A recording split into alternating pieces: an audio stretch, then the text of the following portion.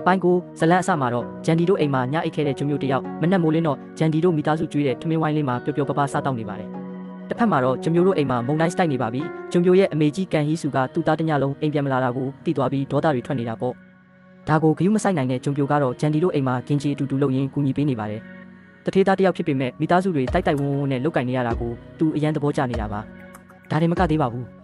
သူတခါမှမတုံးဘူးတဲ့အများသုံးရေချိုးခန်းတွေမှာတွားချိုးတာလမ်းဘေးအကင်တွေကိုအရသာရှိစားတာတွေကကျွမျိုးအတွက်တော့တကယ်ကိုအသစ်ဆန်းဖြစ်ပြီးပျော်စရာတွေဖြစ်နေခဲ့ပါတယ်။တစ်ဖက်မှာလည်းဂျီဟိုကဂျန်ဒီပေါ်တန်ရောစင်မပြတ်သေးပါဘူး။ဂျန်ဒီရေကူးပြီးတဲ့အချိန်ထိစောင့်နေပြီးဂျန်ဒီစပင်ရေဆူနေတာနှာဆေးနေတာလေးတွေကိုအသေးဖွဲကအစာလိုက်ပြီးဂရုစိုက်ပေးနေပါတယ်။ဂျီဟိုကဂျန်ဒီကိုငါ့ကိုရှောင်မနေပါနဲ့လို့ပြောလိုက်တဲ့အခါမှာဂျန်ဒီလည်းစိတ်မကောင်းဖြစ်သွားရပါတယ်။အဲ့ဒီနောက်မှာတော့ဂျန်ဒီကကျွမျိုးကိုဂါဦးတို့စုံတွဲနဲ့အတူတက်ပဲတိတ်လို့ဖို့ခေါ်လိုက်ပါတယ်။ကျွမျိုးကမသွားဘူးလို့ညင်းနေပေမဲ့တကယ်တမ်းကျတော့အရင်ဆုံးရောက်ချလာတာပါ။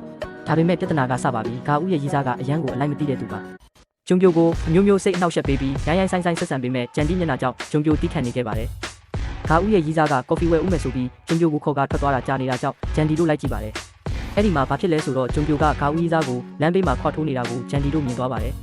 ဂျန်ဒီကအကြောင်းစုံကိုမသိပဲကျွန်းပြိုကိုပဲအပြစ်တင်ပြီးတောင်းပန်ခိုင်းပါတယ်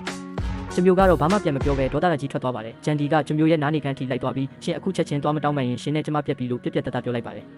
ကျွန်းပြိုခါများသူမန်နေရသားနဲ့ဂျန်ဒီကအထင်လွဲတာကြောင့်ရင်ထဲမှာအယမ်းကိုနာကျင်သွားရပါတယ်။ဂါဦးရဲ့ရီးစားကဂါဦးကိုအဆက်အသွယ်ဖြတ်ထားတာကြောင့်ဂျန်ဒီကဂါဦးကိုခေါ်ပြီးလိုက်ရှာပါတယ်။အဲ့ဒီအချိန်မှာအဲ့ဒီငနေသားကတခြားမိန်းကလေးတစ်ယောက်နဲ့တွဲနေပြီးဂျန်ဒီနဲ့ဂါဦးကိုအပုတ်ချစော်ကားပြောဆိုနေတာကိုဂျန်ဒီတို့ကြားသွားပါတယ်။ဒေါသထွက်သွားတဲ့ဂျန်ဒီကအဲ့ဒီကောင်ကိုထပ်ကန်ပြီးကောင်းကောင်းကြီးဆုံးမလိုက်ပါတယ်။ကျွန်းမျိုးဘာလို့ထိုးခဲ့လဲဆိုတာကိုဂျန်ဒီအခုမှသိသွားပြီးနောက်တရသွားပါတော့တယ်။အသေးကွဲပြီးလမ်းဘေးမှာငိုနေတဲ့ဂါဦးကိုရီချောင်းကမြင်သွားပြီးကားပေါ်ခေါ်တင်သွားပါတယ်။ရီချောင်းကဂါဦးကိုစိတ်ညစ်ပြေပြီးအတစ်ကပြန်ဆက်နိုင်အောင်အဝတ်စားတစ်တွေဆင်ပေးပါတယ်အလှပြင်ပေးပြီးချိန်မှာဂါဦးမင်းသမီးလေးကလည်းတော်တော်ကိုလှပါတယ်စိတ်ထွက်ပေါက်ဖြစ်အောင်ဘာတစ်ခုကိုခေါ်သွားပေးပါတယ်ဒီနေရာမှာရီချောင်းနဲ့ဂါဦးတို့ရဲ့ဇလန်းလေးကလည်းစတင်အစပြိုးလာတယ်လို့ပါပဲဇလန်းအဆုံးမှာတော့ဂျုံပြိုကဂျန်ဒီအိမ်ရှိထိလာပြီးအံ့ဩစရာတစ်ခုပြင်ဆင်ထားပါတယ်ပါရီကချန်အယ်လီဇဲလမ်းမကြီးနဲ့တူအောင် LED မီးတွေပန်းတွေနဲ့အရန်ကိုရိုမတ်တဆဆန်ပြင်ဆင်ပြီးစောင့်နေတာပါဂျန်ဒီရောက်လာတဲ့အခါဂျုံပြိုကဂျန်ဒီကိုပြုလုပ်ပေးထားတာတွေကိုပြပါတယ်နှစ်ယောက်သားကြည်နူးစရာစကားတွေပြောရင်းအကြည့်ချင်းစုံကနောက်ဆုံးမှာတော့ကျွန်းပြိုနဲ့ဂျန်ဒီတို့နှစ်ယောက်သားနှခမ်းချင်းနမ်းလိုက်ကြရင်းနဲ့အပိုင်းကိုပြီးဆုံးသွားပါတယ်အခုမှစပြီးချိုငိန်လာတဲ့သူတို့နှစ်ယောက်ရဲ့အခြေရေးကိုကျွန်းပြိုရဲ့အမေကြီးကဘယ်လိုနီးလန်းတွေနဲ့ဖျက်ဆီးဦးမလဲ